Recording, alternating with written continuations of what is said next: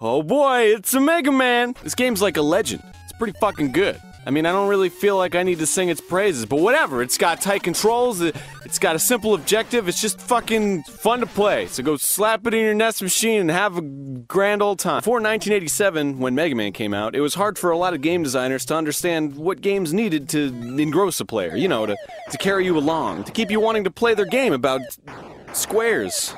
There really wasn't like a book written on game design, and oftentimes designers wrote books on why their game was fun.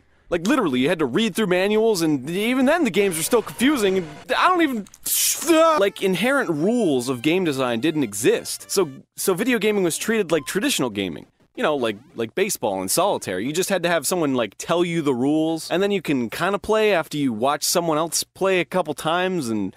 I don't get it. And there's not really anything wrong with that, but what's unique about video game is that there are ways that you can teach a player as they play. And I'm not talking about fucking educational games, Mavis Bacon,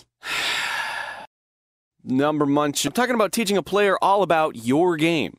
You know, like how to play it. Now, usually when you hear things like how to play, you think of things like a tutorial, or a bunch of stupid dumb menus that pop up that you gotta read, or one of these.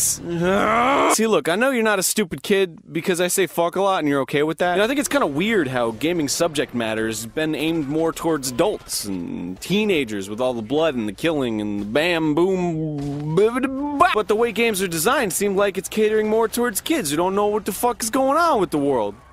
They don't know Obama. Let me give you an example. This is a very scientific graph showing the amount of times a gamer says, "Yeah, I get it," during gameplay over the years. See, in the 80s, this very rarely happened because games were crafty about the way they taught players, and they did a pretty good job respecting the intelligence of human beings. Sometimes they made things a little too...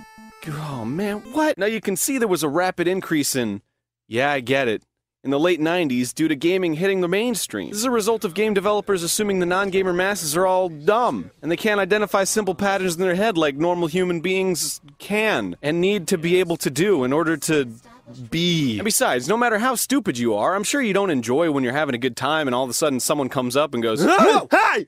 You know what? You really need to jump over this open pit because it'll kill you! Okay, just wanted you to know." Okay, thanks. So what does all this crap have to do with Mega Man? Well, everything, really. Mega Man's major strength, even way back in the 80s, has always been its ability to teach a player through its level design. It won't very often put you in a situation where you have to learn, like, immediately how to do something and then react faster than your brain can even fucking respond.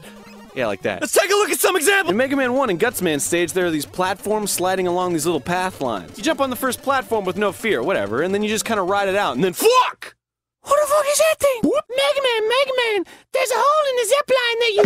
No, shut up, I don't need you! Because look, the game shows me what it is. Before I even feel confident enough to jump down, another platform moves over it, and whoosh, okay. So there you go, I fall to my death. I'm glad I knew that, so it wasn't fucking shoved down my throat by a robot chiming in. Get it? Mega Man 2, I'm sure you all know this. Quick Man stage has this segment where you just start dropping. But right away, there's these big yellow beams that are like... And so... Mega Man, come in! There's these big yellow beams that kill you if you shut your mouth! I don't need you! Because look, the stage is shaped like a funnel, so it draws me towards the bottom. So I've got no problem feeling there's some tension in escaping these obnoxiously loud death beams, you dumb bitch. All around Mega Man 3, there's these green ball-swinging dudes and... Mega Man, those are called hammer joes. They'll swing their mighty hammer around and then throw it, so you better watch your...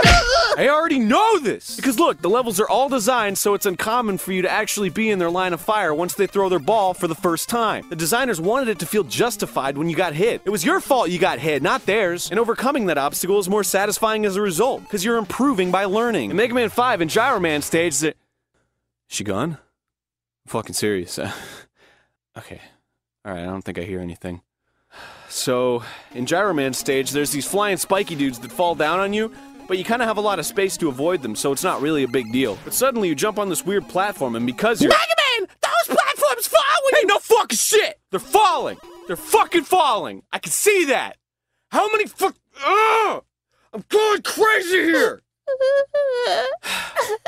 I'm sorry, I don't feel sorry for you. Okay, so you jump on these platforms, and since there's really nothing in your way, you're just kind of like, oh, I'm just gonna keep going right. But then you see they're falling. And so after learning about both those things, the spiky guys and the falling platforms, in a controlled environment, you're introduced to both at the same time. So now there's like this really big challenge, so you don't feel like nobody told you what the fuck's going on with the spiky guys and the fallen rocks. So cool, alright. So after 6 games of Mega Man with some slight changes here and there, people were like, fucking whatever, Mega Man 12, was this Land Before Time? And Capcom was like, fuck.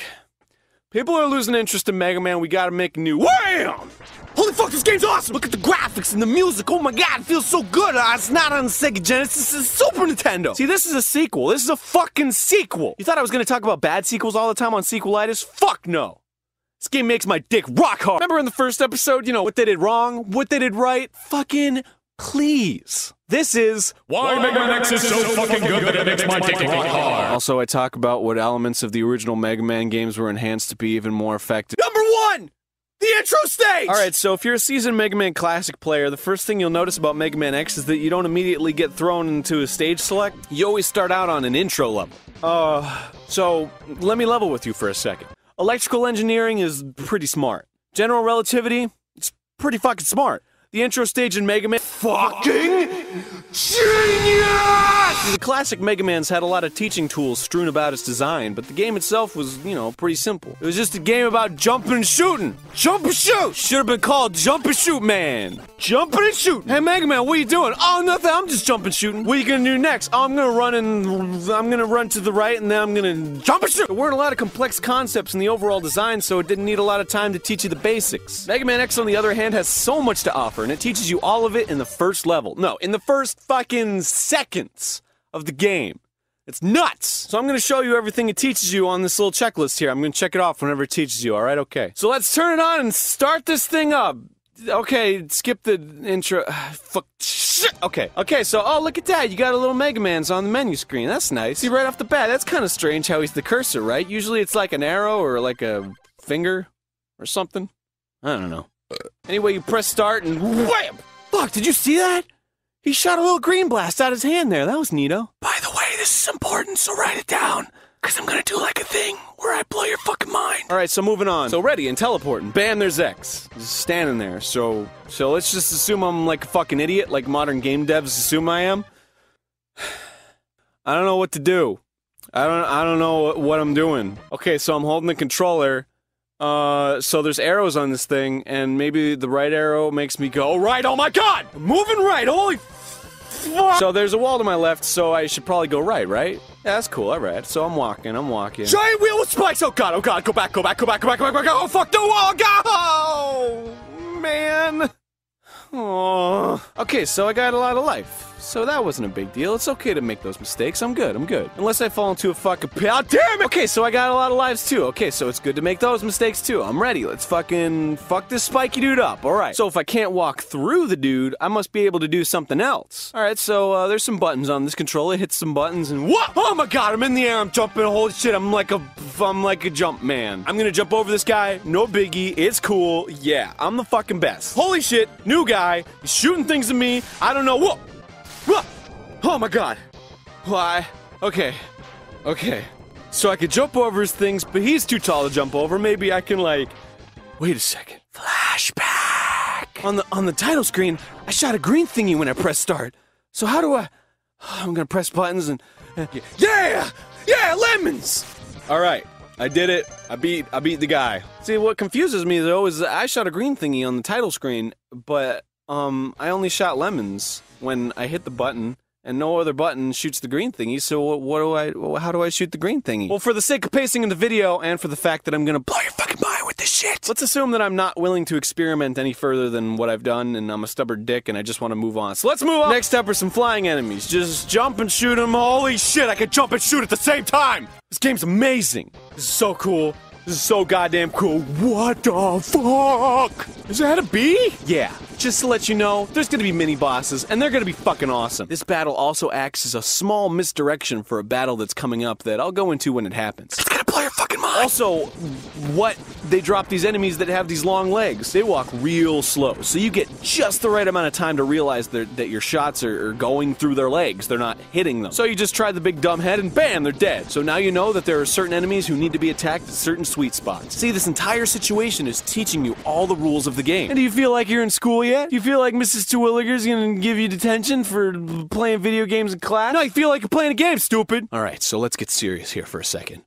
Check this fucking shit out! Take down the Bumblebee Man and he falls and goes boom, and now you're stuck in a ditch. Well, what the fuck? How the fuck am I supposed to get out of here? You go left, you go right, and there's no way out. What do you fucking do? Okay, so here we go. Bumblebee Man fell on the right side of the platform, but there's this little gap between him and the wall. Now, when you're drawn to the walls, because there really isn't anything else to be drawn to, you hop up on the Bumblebee, run at the wall, and then you slide down the wall. Now, you can easily observe your descent is slow, there's a little smoke trail coming up, so you try it again. And this time, hitting buttons. Usually, you know, the jump button, because that's the only function you've learned so far that makes you ascend. And bada bang, bada boom, you're hopping on the walls. And that's how you get out. Good job. Now, as a little additional bonus, on the right of the ditch, you see that there's health items and stuff. So, you know, if you want to test out your newfound ability, that you taught yourself, by the way, the game didn't whoop Mega Man, Mega. Yeah, you get the whole idea. You can go grab the reward, and it feels fucking great.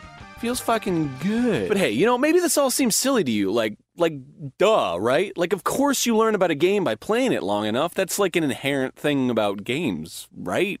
No, like think of a game like Dr. Jekyll and Mr. Hyde for the NES, for example. Everybody should play this game if you want to get into game design. It's a perfect example of doing nothing to teach the player about its limits and goals. Nothing in this game seems to make sense. Stuff happens at random. People hurt you, some people don't. You walk backwards as Mr. Hyde, no. Of course, the game itself has limits, it has rules, it is a game, but it doesn't teach you anything about itself through the gameplay, and on top of that, the presentation's confusing, because all the clashing information you're being fed constantly. Just play this game for 2 minutes, and you will understand how poorly you can teach a player how to play your stupid game. The term used a lot for this concept is conveyance, and I think that's a fitting name. I mean, haven't you ever been playing a game and you're just like, what do I do? Where do I go? That's what I'm talking about. That's bad conveyance. Alright.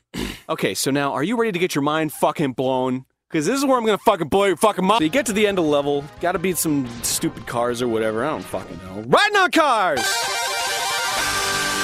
Then this fucking huge-ass dude comes down in a giant robot man suit and starts wrecking your shit. Fuck! All the things I've learned, all the things I've applied aren't helping me. He's just fucking wrecking me. How weak and helpless do you feel? Mind blow number 1. You have no idea if you're hurting Vile or not. So you don't have any idea whether or not this is a scripted sequence or not. Because the first boss you fight in the game, the Bee, doesn't have a life bar. So how are you supposed to know whether or not Mega Man X goes about the same conventions as Mega Man Classic? What if all the enemies don't have life bars? You don't know. This helps drive the helplessness point home. You have no idea what you're doing to this guy. Fighting for your life. So to add insult to injury, he traps you in a little electrical cage thing, and then he grabs the shit out of you, and he's like, "Grr," and you're like, "Ah," and he laughs. And you cry, "Ah," but what was that? Whoa, fuck! That's the blasty thing I saw earlier on the title screen. That's what I want. I want that. How do I do that? And who the fuck is this person? Is that a guy or a girl? I don't fucking know. But then what's that?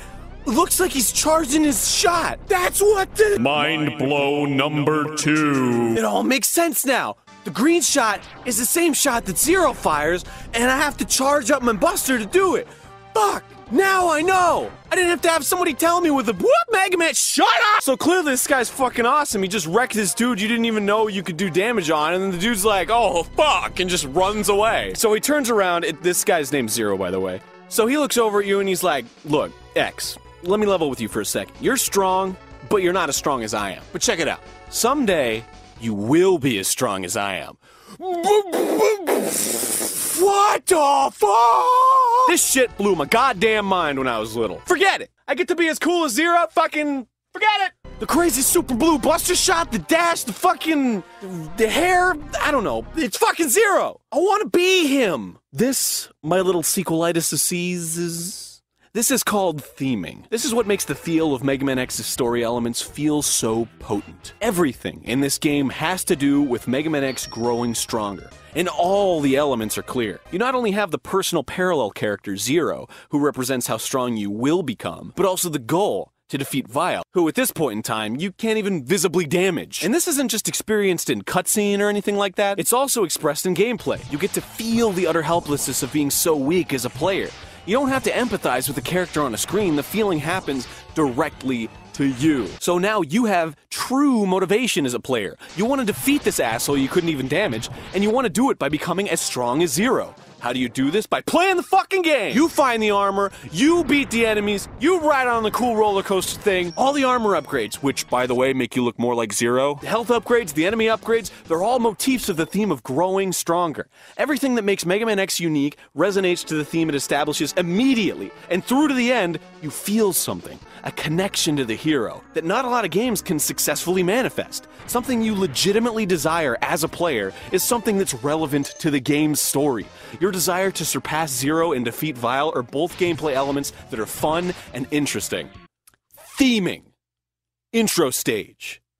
Fuck. Number 2! Movement!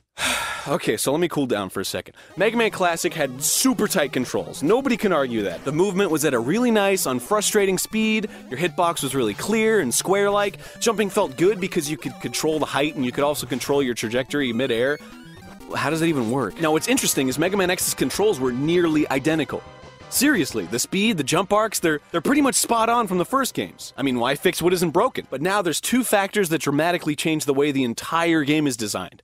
Wall jumping and dashing. An ability Zero had. How about that shit? Now, it seems like 2 really simple upgrades, but everything is different now. The way you avoid enemies, the way you can approach enemies, the way you can traverse obstacles, everything. These 2 movement options give you the ability to go more places much more easily and much more quickly, which means the terrain had to expand to accommodate. Mega Man Classic focused a lot on single-screen obstacle course type layouts, which were basically rendered obsolete by dashing and wall jumping. Not to mention, the flow of the game's openness would be fucked up by the super slow screen transitions from Mega Man Classic, which have all been completely eliminated except for the boss battle introduction room, which in my opinion actually increases the drama even more so before a boss battle, because now there's a huge contrast from how the rest of the game goes about its scene transitions. Now, dashing also uniquely influences another change in terrain: slopes. The ability to ascend but still maintain a dash and not have to run into a stupid fucking wall was essential to keeping the game's flow intact. Now, wall jumping exclusively affected the abundance of vertical segments. Mega Man Classic tried the whole vertical thing with the Elecman stage in Mega Man 1, and they were fucking dumb and hard and fuck! And they didn't revisit them unless they involved some sort of gimmick like the bubbles in Wave Man stage, or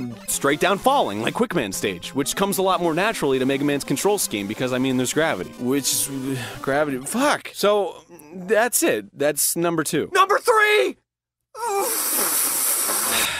Man, I just like Mega Man X.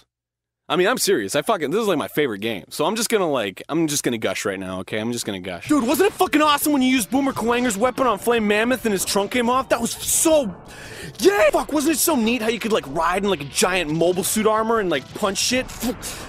Oh, man, wasn't it the bomb getting the fucking Street Fighter Hadouken and then, like, trashing Vile, like in one hit? Just BAM! Yeah, fuck you! All that stress you gave me in the first level, I don't even give a fuck. Yeah, fuck you! Wasn't it cool how, like, Storm Eagle's stage was, like, it wasn't even, like, in a box room, it was, like, outside on an airship, and you were like, oh, fuck, he's flying around, where the fuck is? Isn't it cool that if you, like, decide to skip to getting the mobile suit armor thing, then if you just walk forward as regular X, the other enemies that are in mobile suit armors, they're actually outside their mobile suit armors, so you get, like, a chance to kind of, like, stand a chance against them, because they're fucking hard, right? And then if you kill them before they go into their mobile suit, you can steal it, and it's fucking brilliant! You know how the last boss Sigma is, like, really fucking hard, even if you have full sub-tanks? So, like, you use up all your sub-tanks, and then you die, and you're like, well, shit, now I don't even stand a chance, because I couldn't even beat him with 4 sub-tanks. But the level right before you go up to Sigma has, like, these infinitely spawning caterpillars that you can just kill with Armadillo's charge thing, and you can just stand there and be like, and just kill him, and then your sub-tanks get filled up in, like, a second, and then you can beat Sigma again. It's fucking brilliant! It's amazing! God! Alright, so that's it. Just go on eBay and buy a Super Nintendo, unless you already have one. Fuck. Just go! Just play Mega Man X, alright? It's good. I swear, it's fucking good. If this makes me that excited, if I can tear down Castlevania 2, which is, people have been like, oh, it's a good game. and I'm like, Mega Max is the best game ever, then you better fucking play this game because it's good! Riding on cars!